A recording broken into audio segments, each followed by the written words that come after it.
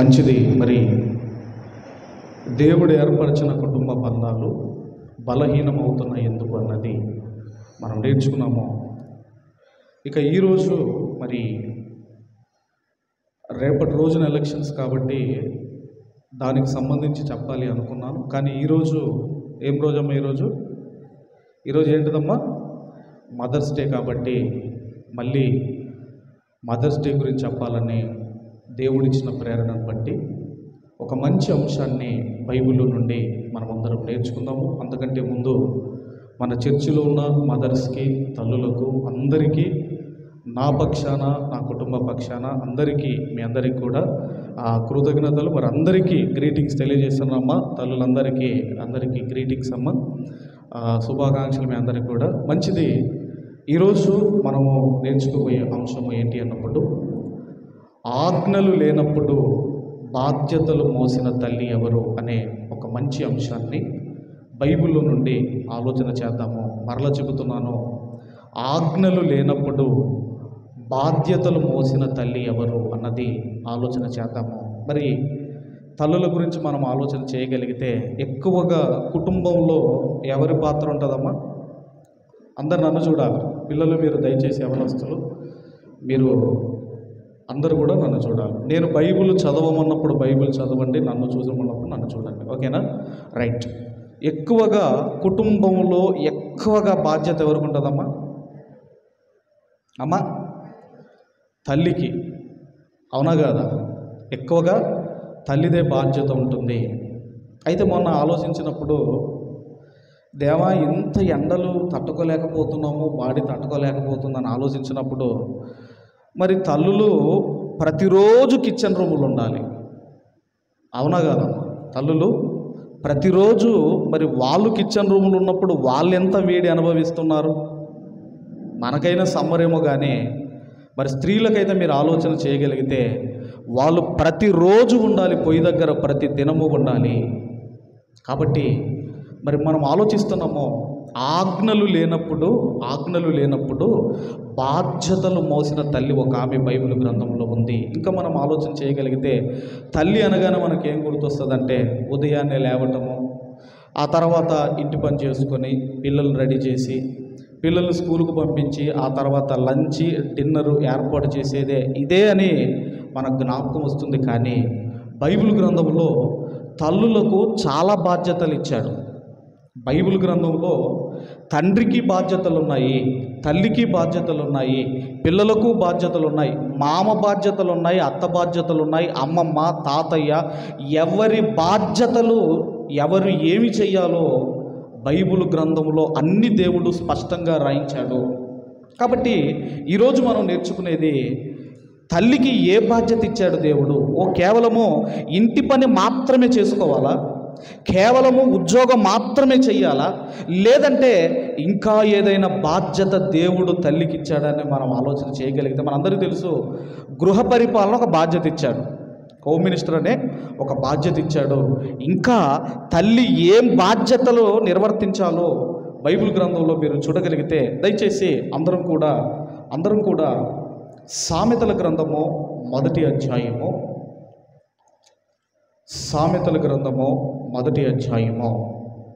8వ వచనాన్ని మనమందరం కూడా చదువుకుందాము. నా కుమారుడా, నీ తండ్రి ఉపదేశము ఆలకించుము, నీ తల్లి చెప్పు బోధను త్రోసివెయ్యకుము అంటున్నాడు. అంటే తల్లి పిల్లలకు బోధ చెయ్యాలి అంటే ముందు తల్లికి రావాలి. ఏం తెలియాలమ్మా? ముందు తల్లికి బోధ తెలియాలి. తల్లికే బోధ తెలియకపోతే పిల్లలకు ఎప్పుడు చెబుతారు? నేను ఇక్కడున్న తల్లులను అడుగుతున్నాను, ఎప్పుడైనా మీ పిల్లలను కూర్చోబెట్టి దేవుని వాక్యము చెప్పిన తల్లులు ఇక్కడ ఉన్నారా? నేను అడుగుతున్నాను, ఇక్కడున్న మీరు ఎప్పుడైనా మీ పిల్లలను కూర్చోబెట్టి దేవుని వాక్యమును ప్రచురించిన తల్లులు ఉన్నారా? దేవుని వాక్యమును నేర్పించిన తల్లులు ఉన్నారా? అందుకే ఆయన ఏమంటున్నాడు అంటే, నీ తల్లి చెప్పు బోధను త్రోసివెయ్యకుము. ఫస్ట్ పాస్టర్ ఎవరంటే మీ తల్లి. మీ తల్లిదండ్రులే ఫస్ట్ పాస్టర్స్, ఆ తర్వాత మేము. ఆ తర్వాత ఫస్ట్ మీ పిల్లలకు మీరు నేర్పించాలి, మీరు నేర్పించాలి, మీరు నేర్పించాలి. తల్లి అనగానే ఒక ఇంటి పని, ఆ పనులు ఈ పనులే కాదండి. దేవుడు అంటున్నాడు, నా బోధ నువ్వు నేర్చుకోవాలి, మీ పిల్లలకు నేర్పించాలి అంటున్నాడు. ఇంకేమంటున్నాడండి? 6వ అధ్యాయం 20వ వచనంలో కూడా చూడండి. 6వ అధ్యాయం సామెతల గ్రంథం 6వ అధ్యాయము 20వ వచనం కూడా మనం చూడగలిగితే, 20వ వచనం మనం చూడగలిగితే, నా కుమారుడా నీ తండ్రి ఆజ్ఞను గైకొనుము, నీ తల్లి ఉపదేశమును త్రోసివెయ్యకుము. ఉపదేశము చెయ్యాలి తల్లి, ఉపదేశము చెయ్యాలి తల్లి. దేవుని వాక్యోపదేశము చెప్పాలి పిల్లలకు తల్లి. తల్లి అనగానే గుర్తుపెట్టుకోండి, నా పనులన్నీ అయిపోయాయి, ఇంటి పని అయిపోయింది, ఉద్యోగం చేస్తున్నాను, ఇదే కాదండి. దేవుడు మీకు ఇచ్చిన బాధ్యత ఏంటంటే మీ పిల్లలకు నా వాక్యము నేర్పించండి, మీ పిల్లలకు నా వాక్యం, నా ఉపదేశము చేయండి, నా మాటలు వారికి తెలియజేయండి. అందుకేనండి భార్య ఏం చేస్తుందటంటే, ఇదే సామెతల గ్రంథంలో లాస్ట్ అధ్యాయం చాప్టర్ చూడండి ఒకసారి, లాస్ట్ చాప్టర్ చూడండి. ఇక్కడ గుణవతి అయిన భార్య గురించి చెబుతూ 31వ అధ్యాయంలో 26వ వచనం ఒక్కసారి చూడండి. 26వ వచనం ఏమంటున్నాడు? జ్ఞానము కలిగి తన నోరు తెరుచును, కృపగల ఉపదేశము ఆమె బోధించును, ఆమె బోధించును, ఆమె బోధించును. కాబట్టి తల్లులారా, దేవుడు మీకు ఇచ్చిన బాధ్యత, ఇకనైనా మీరు కూర్చోబెట్టి మీకు తెలిసిన వాక్యము మీ పిల్లలకు నేర్పించండి, మీకు తెలిసిన వాక్యము మీ పిల్లలకు చెప్పండి, మీ పిల్లలను మీరు కాపాడండి, మీరు కాపాడండి. అందుకే నేను అన్నీ చెబుతామండి కానీ వాక్యం చెప్పము. అవునా కదా? అన్నీ చెబుతాము, వాక్యము చెప్పము. అందుకే ఈరోజు మనం ఆలోచన చేయగలిగితే పిల్లలు అదుపు లేని పిల్లలు అవుతున్నారు. అదుపు లేదండి ఈరోజు పిల్లలకు. ఎందుకు ఎదురు తిరుగుతున్నారు? ఎందుకు ఇదిగో మన మాట వినటం లేదంటే ఏది నేర్పించాలో అది నేర్పించటం లేదు గనకనే. తల్లులారా, మీరు ఏమి నేర్పించాలో అది నేర్పించటం లేదు గనకనే వాడు ఎదురు తిరుగుతున్నాడు, మన మాట వినటం లేదు, మన మాట వినటం లేదు. అందుకే దానికి కూడా ఏమన్నాడు చూడండి ఒకసారి, ఏమన్నాడు? అదే సామెతల గ్రంథం 29వ అధ్యాయము, సామెతల గ్రంథము 29వ అధ్యాయం 15వ వచనం చూడండి. 29:15 ఏమంటున్నాడండి? బెత్తమును గర్దింపును జ్ఞానము కలగజేయును, అదుపు లేని బాలుడు తన తల్లికి అవమానము తెచ్చును. అదుపు లేని బాలుడు తన తల్లికి అవమానము తెచ్చును. అందుకేనండి ఏ వయసులో నేర్పించాలో, ఏ వయసులో చెప్పాలో ఆ వయసులో దేవుని మాటలు చెప్పే బాధ్యత ముందు దైవ సేవకుల కంటే ఇదిగో తల్లికిచ్చాడు, తండ్రికిచ్చాడు. ఈ బాధ్యత ఎంతమంది నిర్వర్తిస్తున్నారో మీరు ఆలోచించండి. కూర్చోబెట్టి చెప్పండి, దేవుని మాటలు చెప్పండి, కూర్చోబెట్టి ఉపదేశము చెయ్యండి అంటారు. ఎందుకంటే అదుపు లేని బాలుడు తన తల్లికి అవమానము తెచ్చును, అవమానము తెచ్చును. అంటే మీ పెంపక లోపము, మీ పెంపక లోపము, మీ పెంపక లోపము. కాబట్టి మనం ఆలోచిస్తున్న అంశము ఏంటి అన్నప్పుడు, ఏంటమ్మో మనం ఆలోచిస్తున్న అంశము, ఆజ్ఞలు లేనప్పుడు, ఆజ్ఞలు అన్న దేవుని న్యాయ విధులు అన్న, కట్టడలు అన్న, శాసనములు అన్న, వాక్యములు అన్న, ఇవన్నీ ఒకటే. మళ్ళీ చెబుతున్నాను, ఆజ్ఞలు, దేవుని న్యాయ విధులు, శాసనములు, కట్టడలు, వాక్యములు, ఇవన్నీ కూడా ఒకే అర్థం వస్తాయి. కాబట్టి ఇప్పుడు ఆజ్ఞలు లేనప్పుడు, మరి ఆజ్ఞలు అనేటివి ఎప్పుడు వచ్చాయండి? మోషే గారు పుట్టిన తర్వాత ఇశ్రాయేలును నడిపించేటప్పుడు ఆజ్ఞలు వచ్చాయి. అంటే మోషే గారి కాలంలో ఆజ్ఞలు వస్తే ఇప్పుడు మనకు ఆజ్ఞలు ఉన్నాయో లేవా? ఆ రోజు పిల్లలను ఎలా పెంచాలో ఆజ్ఞ లేదు. ఈరోజు పిల్లలను ఎలా పెంచాలో ఆజ్ఞ ఉంది. ఈరోజు ఖచ్చితంగా ఆజ్ఞ ఉంది. ఈరోజు పిల్లలను ఎలా పెంచాలో. అందుకే ఎఫెసీ పత్రిక 6:4 అంటాం కదండి. ఏమంటాం? తండ్రులారా, మీ పిల్లలకు కోపము రేకగా ప్రభు యొక్క బోధలోను శిక్షలోను వారిని పెంచండి అని ఈరోజు మనకు ఆజ్ఞ ఉంది. పిల్లలను ఎలా పెంచాలో ఈరోజు మనకు ఆజ్ఞ ఉంది. ఆ రోజు ఆజ్ఞలు లేవు. ఆ రోజు పిల్లల్ని ఎలా పెంచాలో ఆజ్ఞలు లేనప్పుడు ఒక తల్లి బాధ్యతతో పెంచింది. ఎందుకంటేనండి అవి చాలా భయంకరమైన దినాలు. అవి చాలా ఎలాంటి దినాలని మనం ఆలోచన చేయగలిగితేనండి, అప్పుడు దేవుడు అంటే తెలియక, దేవుని కొరకు బ్రతకక, ఆ రోజు భయంకరమైన దినాలు, అలాంటి దినాలలోనండి ఒక తల్లి బాధ్యతగా తన పిల్లల్ని పెంచింది. ఇంతకు ఎలా పెంచింది, ఇంతకు ఎవరు ఆమె అని మనము ఆలోచన చేయగలిగితేనండి, దయచేసి అందరం కూడా ఇంతకుముందు మనము హెబ్రీలకు రాసిన పత్రిక 11వ అధ్యాయము, హెబ్రీలకు రాసిన పత్రిక 11వ అధ్యాయము ముందుగా 6వ వచనాన్ని చదువుకుందాము. విశ్వాసము లేకుండా దేవునికి ఇష్టుడై ఉండుట అసాధ్యము. అంటే దేవుణ్ణి నమ్ముతున్న మనలో ఏముండాలమ్మా? విశ్వాసం. ఎలాంటి విశ్వాసం ఉండాలి? ఏ విశ్వాసం ఉండాలి మనకు? ఏ విశ్వాసం ఉండాలి అంటే, ఇదిగో యోనా గారిని చాప మింగింది అంటే మనం నమ్ముతున్నాము. యోనా గారు కూడా తిమింగలాన్ని మింగాడంటే కూడా దేవుడు చెప్పాడు అంటే మనము విశ్వసించాలి. అలాంటి విశ్వాసం, అలాంటి దృఢమైన విశ్వాసము మనకుండాలి. అందుకే విశ్వాసము లేకుండా దేవుడికి ఇష్టుడై ఉండుట అసాధ్యము అని చెబుతూ ఏమంటున్నాడండి? దేవుని యొద్దకు వచ్చువాడు ఆయన ఉన్నాడనియు, తన్ను వెదుకువారికి ఫలము దయచేయువాడనియు నమ్మవలెను కదా అంటున్నాడు. అంటే ఈరోజు దేవుని దగ్గరకు వస్తున్నామో ఆయన ఖచ్చితంగా నేను అనుకున్నది చేస్తాడు, నాకు ఫలం ఇస్తాడు అని మీరు నమ్మాలి కదా అంటున్నాడు. అంటే నమ్మకపోతే ఎలా జరుగుతుంది? ఫలం ఎలా వస్తుంది? డాక్టర్ దగ్గరికి వెళ్ళారు అనుకోండి.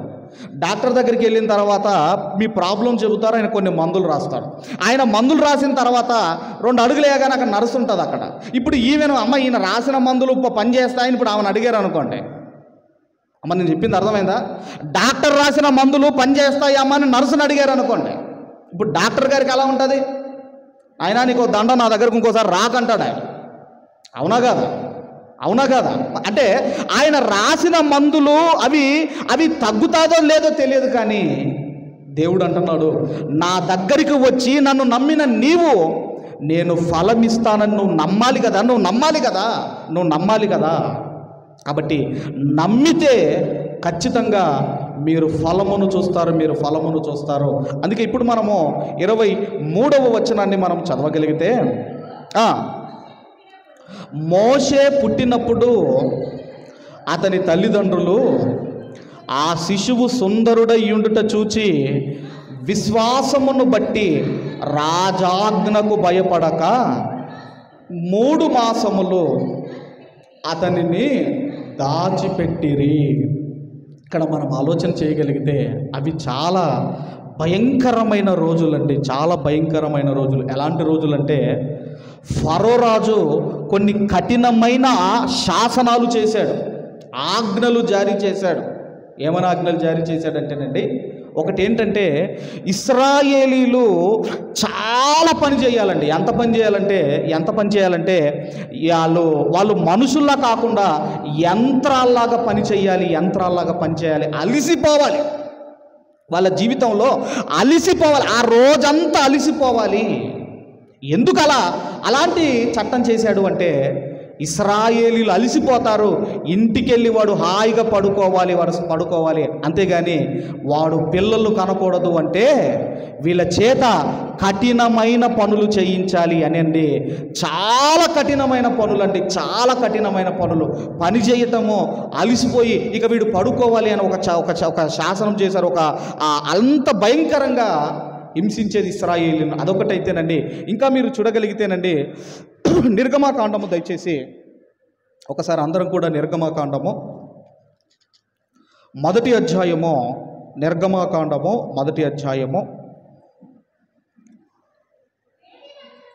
15-16 వచనాలు చదువుకుందాం.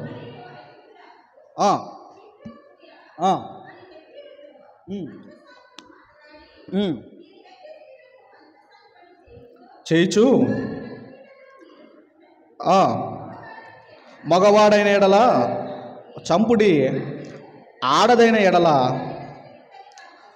అంటే చూడండి, ఒకవేళ అబ్బాయి అనుకోండి అక్కడే చంపేయండి, అమ్మాయి అయితే బ్రతకనివ్వండి. ఇదొక చట్టం చేశాడండి. ఇక వీళ్ళు రాజాజ్ఞకు భయపడలేదు ఈ మంత్రసానులు అని ఏం చేశాడని మనం చూడగలిగితేనండి, ఆ తర్వాత 22వ వచనం చూడండి. 22వ వచనము, అయితే ఫరో హెబ్రీలలో పుట్టిన ప్రతి కుమారుని నదిలో పారవేయుడి, ప్రతి కుమార్తెను బ్రతకనీయుడని తన జనులందరికీ ఆజ్ఞాపించెను. ఇలాంటి కఠినమైన చట్టము ఉన్న ఆ రోజులలో అబ్బాయిలు బతుకుతారంటారా మీరు ఆలోచించండి. వీళ్ళు బానిసలు. ఇప్పుడు ఈ బానిసల దగ్గరికి సైనికులు ఏమైనా అడిగొస్తారమ్మా? బానిసల దగ్గరికి సైనికులు, ఆ రోజున్న సైనికులు ఏమైనా, అమ్మా మీ ఇల్లు సోదా చేయాలి, మీ ఇల్లుని మేము చెక్ చేయాలి, వెతకాలి, ఇదిగో మీ పర్మిషన్ కావాలని అడుగుతారా? దౌర్జన్యంగా ఇంట్లోనికి వెళ్ళిపోతారు, వెతుకుతారు. అలాంటి భయంకరమైన రోజుల్లో ఎవరు పుట్టారు అంటే దైవజనుడు మోషే గారు పుట్టారు. అలాంటి భయంకరమైన రోజుల్లో అబ్బాయి అయితే చంపేయండి, అమ్మాయి అయితే బ్రతకనివ్వండి. అబ్బాయి అయితే చంపేయండి, అమ్మాయి అయితే బ్రతకనివ్వండి. మీరు కూడా ఆలోచించండి. ఎక్కువగా ముందు ఎవరు పుట్టాలనుకుంటారమ్మా? ఫస్ట్ ఏమంటారంటే అబ్బాయి పుట్టాడు అనుకోండి, కొంతమంది ఏమనుకుంటారు, అయ్యగారు లైన్ క్లియర్ అయిందంటారు. లైన్ క్లియర్ అయిందంటే ఇక తర్వాత ఎవరు పుట్టినా ఏం కాదు. ఇప్పుడు నేను అడుగుతున్నాను, ఇప్పుడు గేదెను కొన్నారు మీరు, గేదెను కొన్న తర్వాత దానికి మళ్ళీ ఆడగేదె పుడితే మంచిదా, మగ గేదె పుడితే మంచిదా? చెప్పరేందమ్మా? అంటే గేదెలకేమో అన్ని ఆడగేదెలు పుట్టాలా, మనుషులకేమో? అర్థమైందా? కాబట్టి ఆ రోజు కఠినమైన చట్టం చేశాడు. ఆ ఐగుప్తీయులు ఎవ్వరు చూసినా బిడ్డను చంపేయొచ్చు, కొడుకును చంపేయొచ్చు, కుమారుని చంపేయొచ్చు. అలాంటి కఠినమైన చట్టం చేశాడు. ఆ టైంలో పుట్టాడండి మోషే గారు. ఇక మోషే గారి తల్లి పేరేంటిదమ్మా? మోషే గారి తల్లి పేరేంటిది? యోకేబేదు. మోషే గారి తల్లి పేరు యోకేబేదు. ఒక్కసారి వీళ్ళ ఫ్యామిలీ హిస్టరీ కూడా ఒక్కసారి మనం అందరం కూడా చూడగలిగితే, ఒకసారి అందరం కూడా నిర్గమకాండం 6వ అధ్యాయము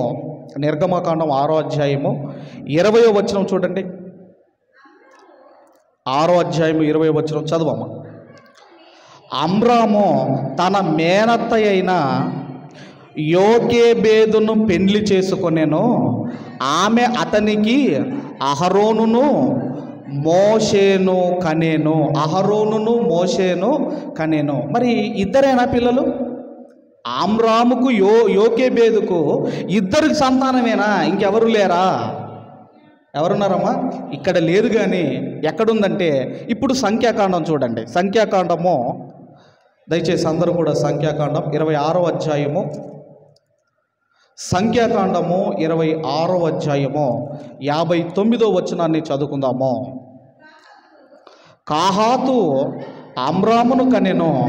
అమ్రాము భార్య పేరు యోకేబేదు.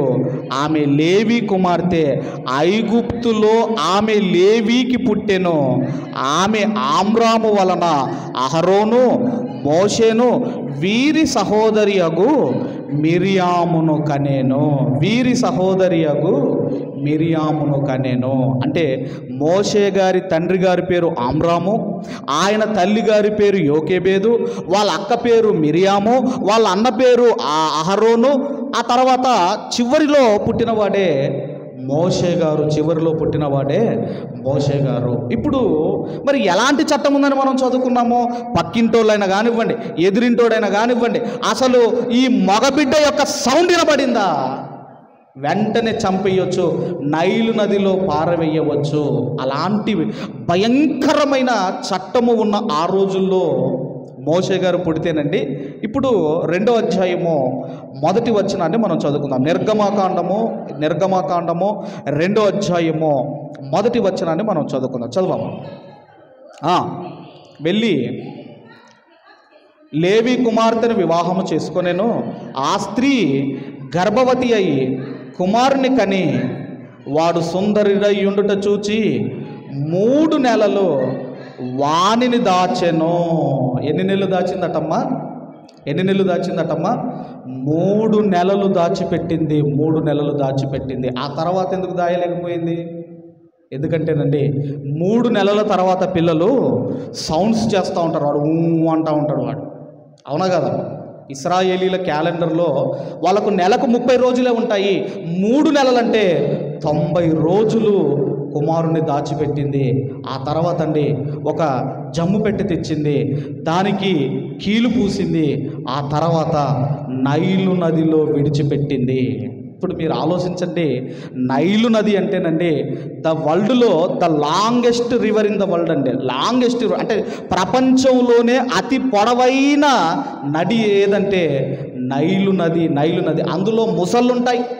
ఆ నైలు నదిలో విష కీటకాలు ఉంటాయి, అన్నీ ఉంటాయి. ఆ నదిలో తన కుమారుణ్ణి విడిచిపెట్టింది. తన కుమారుణ్ణి విడిచిపెట్టింది. ఎలా విడిచిపెట్టింది అంటే విశ్వాసముతో దేవుని మీద విశ్వాసం ఉంచింది. దేవుడే చూసుకుంటాడు, దేవుడే చూసుకుంటాడని ఆ నైలు నదిలో విడిచిపెట్టింది. ఆ తర్వాత మిరియాం ఫాలో అవుతుంది. ఎక్కడికి వెళ్ళి చేరిందంటే వెళ్ళిపోయి ఫరో కుమార్తెకు దొరికాడు మోషే గారు. ఎవరికి దొరికారమ్మా? ఫరో కుమార్తెకు దొరికాడు. ఫరో కుమార్తెకు దొరికిన తర్వాత ఈ మిరియాం వెళ్ళిపోయి, అమ్మా ఈ చిన్నవాని కొరకు ఒక తల్లిని తీసుకొని రావాలా అని అడగటము. రెడీ, సరే వెళ్ళి తీసుకొని రాపు అని చెప్పి యోకేబేదుని తన సొంత తల్లినే మోషే గారి దగ్గరికి తీసుకొని వెళ్ళిందంటే మీరు ఆలోచించండి. అందుకే ఆయన అంటున్నాడు, దేవుని మీద భారమేసి నైలు నదిలో విడిచిపెట్టింది. దేవుడు ఏం చేశాడంటే ఆమె నమ్మింది, ఫలము పొందుకుంది. ఏంటంటేనండి, ఏ కుమారునైతే ఇదిగో రాజ్ని పెంచుకుందాం అనుకుందో ఆ కుమారునికే పాలిచ్చి పెంచే బాధ్యత సొంత తల్లికే దేవుడిచ్చాడు. అంటే అందుకే ఆయన అంటున్నాడు, ఇదిగో నా దగ్గరికి వచ్చేవాడు, నన్ను వెతికేవాడు నేనున్నానని ఆయన నమ్మాలి కదా, ఫలమిస్తాడని నమ్మాలి కదా అని దేవుడు అంటున్నాడు. కాబట్టి దేవుని మీద భారం వేసింది, విడిచిపెట్టింది. ఆ తర్వాత ఎలా పెంచిందని మనం ఆలోచన చేయగలిగితే, నానా ఇదిగో నీ ప్రజలు ఇశ్రాయేలీలు ఇదిగో బానిసత్వంలో బ్రతుకుతున్నారు, వారికి విడుదల కావాలని బాల్యము నుంచే మోషే గారిని పెంచింది. ఆ మాట కూడా మీరు ఒకసారి చూడగలిగితే 2వ అధ్యాయము 10-11 వచనాలు మనమందరము కూడా చదువుకుందాము. 10-11 వచనాలు చదవమ్మా. ఆ బిడ్డ పెద్దవాడైన తర్వాత ఆమె ఫరో యొద్దకు అతనిని తీసుకొని వచ్చెను. అతడు ఆమెకు కుమారుడయ్యను. ఆమె నీటిలో నుండి ఇతన్ని తీసి తినని చెప్పి అతనికి మోషే అను పేరు పెట్టెను. ఆ దినములలో మోషే పెద్దవాడై తన జనుల యొద్దకు పోయి వారి భారమును చూసెను. తన జనుల యొద్దకు పోయి వారి భారమును చూసెను. వీళ్ళు నా ప్రజలు ఇబ్బంది పడుతున్నారు అని మోషే గారికి ఎలా తెలుసు? వీళ్ళు నా ప్రజలు, నా జనులు అని మోషే గారికి ఎలా తెలిసిందంటేనండి, ఇదిగో తల్లి నేర్పించింది. అయ్యా నీ ప్రజలు ఇబ్బంది పడుతున్నారయ్యా, ఇదిగో బానిసత్వంలో ఉన్నారయ్యా నీ ప్రజలను నీవే విడిపించాలి అని బాల్యం నుంచే నేర్పించింది. అందుకే అంటున్నాడు, ఆయన వెళ్ళిపోయి తన జనుల యొద్దకు పోయి వారి భారమును చూచెను. ఆ తర్వాత మీ అందరికీ తెలుసు, ఆ తర్వాత ఒకానొక సమయంలో ఈ హెబ్రీయుడు, ఆ తర్వాత ఈ ఐగుప్తీయుడు కొట్టుకుంటుంటే తట్టుకోలేకపోయాడండి. ఇప్పుడు మన ఇంట్లో వాళ్ళని ఎవరైనా కొడుతుంటే మనం ఎలా ఉంటుందండి? తట్టుకోలేకపోయాడు. ఐగుప్తిని చంపి ఇసుకలో పాతి పెట్టాడు. ఇదంతా ఎవరిచ్చారు అన్నప్పుడండి, ఒక తల్లి నేర్పించింది. అయ్యా నీ జనులయ్యా.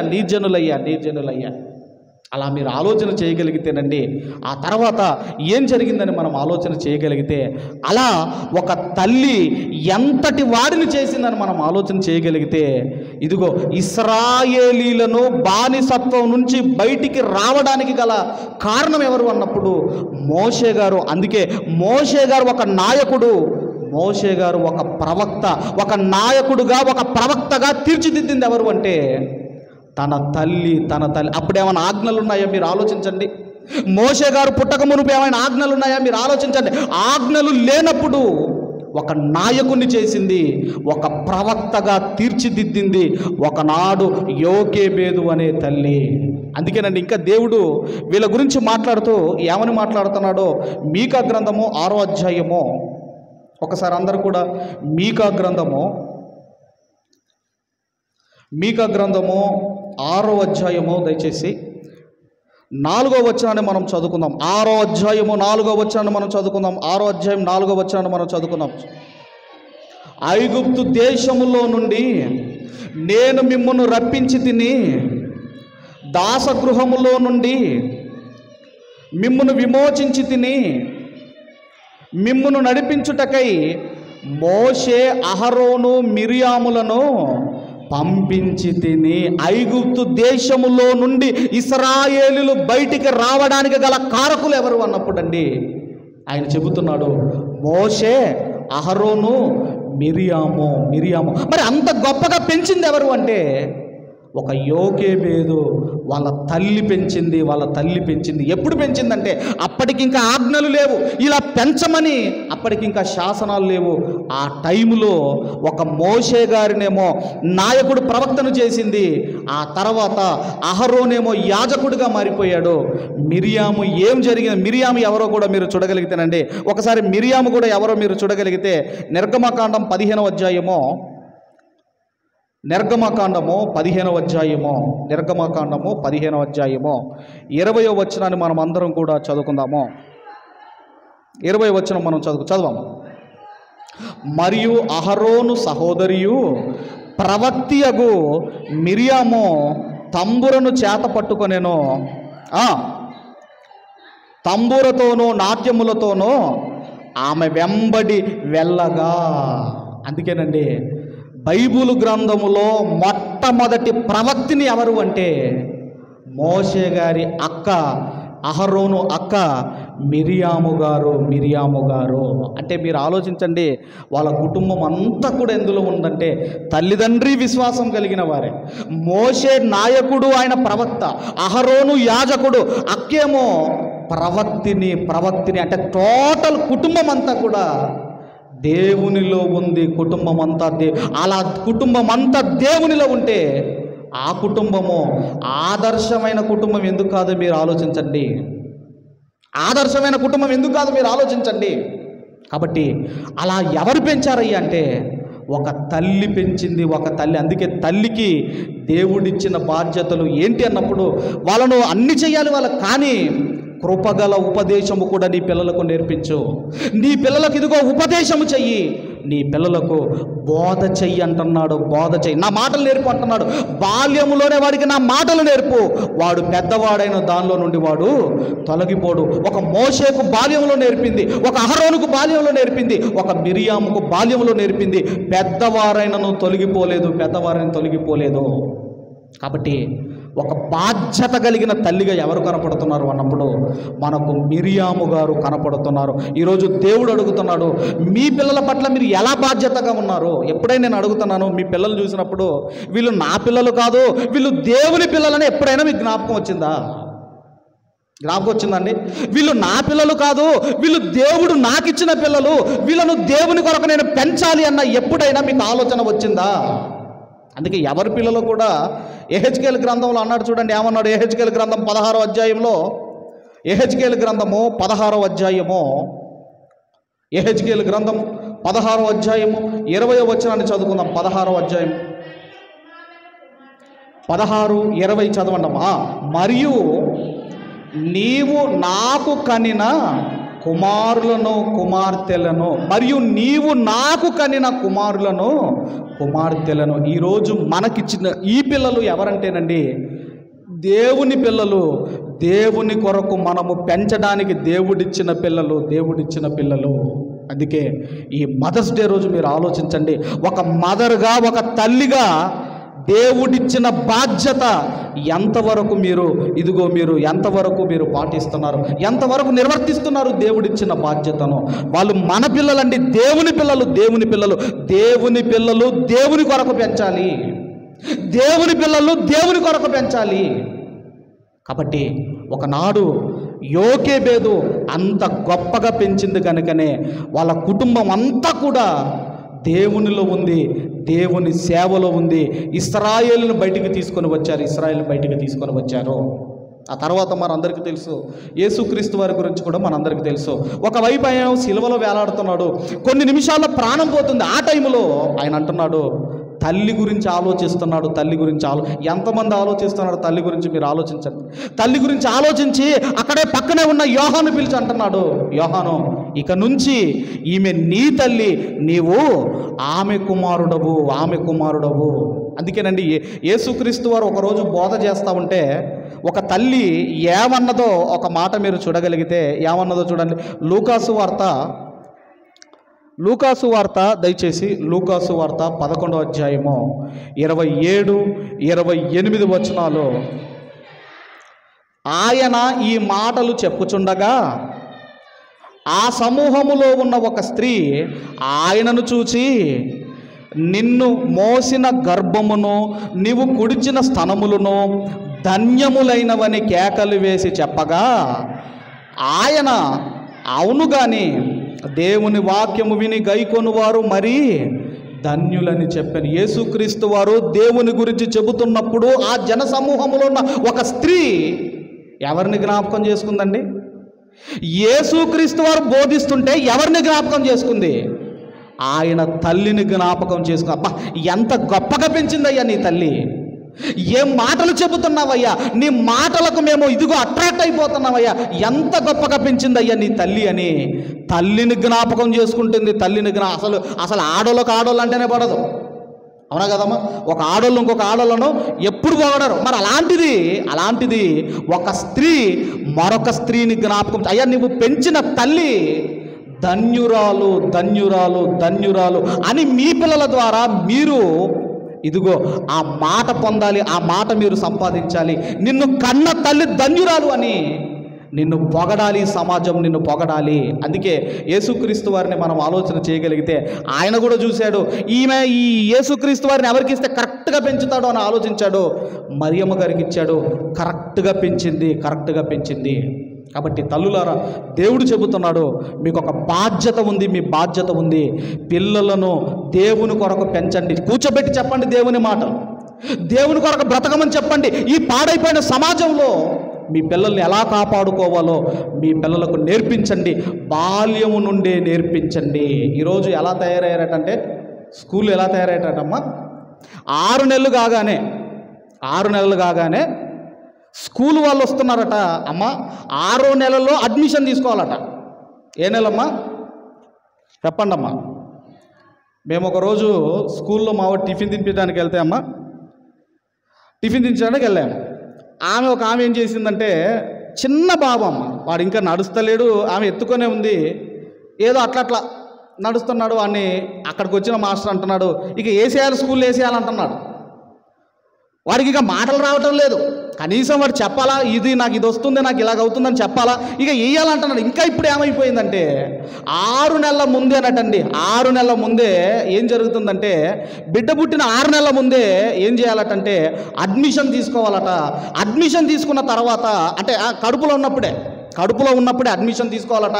అడ్మిషన్ తీసుకోగానే వాళ్ళు కొన్ని వీడియో క్యాసెట్లు పంపిస్తున్నారట, ఆ తర్వాత కొన్ని బుక్స్ పంపిస్తున్నారట. అమ్మ నువ్వు ఈ బుక్స్ చదవాలి, ఆ తర్వాత నీవు ఈ వీడియో క్యాసెట్లు నువ్వు వినాలి. ఆ తర్వాత నీ బిడ్డ పుట్టి 1 year వచ్చేసరికి వాడు ఏమైపోతాడంటే, ఇదిగో వాడికి మేమేం చేస్తామంటే, మాట్లాడుతున్నప్పుడు వాడు ఆ మాటలకు వాడు ఏమైపోవాలంటే, దాన్ని ఏమంటారండి, మనం మాట్లాడుతున్నప్పుడు వాడు అర్థం చేసుకునే విధముగా, ఒక విధముగా దాన్ని ఏమంటారమ్మా, దాన్ని సెన్స్ అంటారు చూడండి, అట్రాక్ట్ అవుతాడు చూడండి. ఆ మాటలకు వాడు ఏమైపోతాడంటే, ఆ మాటలు వినగానే వాడు సంతోషంతో అలా మేము చేస్తామని స్కూల్లో ఉన్న వాళ్ళందరూ కూడా తీసుకుంటున్నారట. కాబట్టి మనం ఆలోచన చేయగలిగితే, దేవుడు అంటున్నాడు, తల్లులారా మీకు బాధ్యత ఇచ్చాడు. కాబట్టి మదర్స్ డే రోజు పిల్లలుగా ఉన్న మీరు, తల్లులుగా ఉన్న మీరు పిల్లలకు బోధ చేయండి. అందుకే అంటున్నాడు చివరిగా మరొక మాట మనం అందరం కూడా చూసుకొని మనం ముగించుకుందాం. ఇంతకుముందు మనం చదువుకున్న నిర్గమకాండము దయచేసి అందరం కూడా నిర్గమకాండము ఎక్కడున్నాము, 2వ అధ్యాయము 2వ అధ్యాయము 3వ వచనం నుంచి మనం చదువుతాం. తీసుకొని కీలును పూసి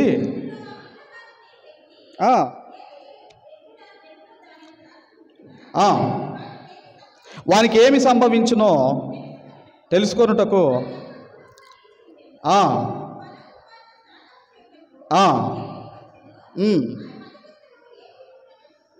నడుచుతుండగా చాలమ్మ.